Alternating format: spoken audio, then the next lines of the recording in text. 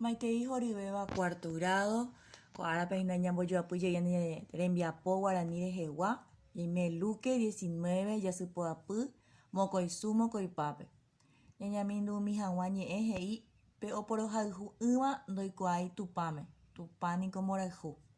El que no ama no conoce a Dios, porque Dios es amor. Ñanembo'epy ko'ára peguara pundiekói ha ñe'ẽpoty. Pundiekói dígrafos. Ha'e umi pundie gueraháva mokõi tai ha katu hyapu peteĩnte avei. Upevare ndaikatúi ñamboja'óvo. Umíva ha'e che, mbe, nde, nje, nte. Los dígrafos son aquellas letras o aquellas consonantes que vienen de a dos, pero que son inseparables. Yaguareco pundiekói yurugua, los dígrafos orales son che y re. Pundiekói tigua, dígrafos nasales, mbe, nde, nje, nte. Vamos a ver aquí los ejemplos cuando hacemos separación de sílabas.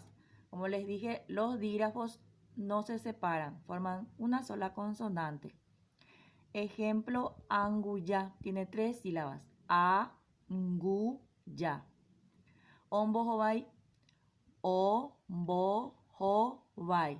4 sílabas. Tapisha, ta, pi, sha. 3. Shente, she, nte. Ven entonces cómo los dígrafos son inseparables. Nuevamente nos fijamos en nuestro libro en la página 59 para realizar los ejercicios. Número 1. Amoñe'ẽ ha amongora umi ñe'ẽ ipundiekóiva. Leo y encierro en círculo las palabras con dígrafos. Número 2. Ahai umi ñe'ẽ amongorava ha anohẽ pundiekói. Escribo las palabras que encerré en círculo y extraigo los dígrafos. Entonces aquí ya vamos a extraer las palabras y al lado vamos a extraer los dígrafos que contienen cada palabra. Número 3. Amoñe'ẽ peje añe'ẽ. Separo en sílaba estas palabras. Número 4. Ambojera. Escribo sus nombres. Apeche ñamuhaya nerembiapo.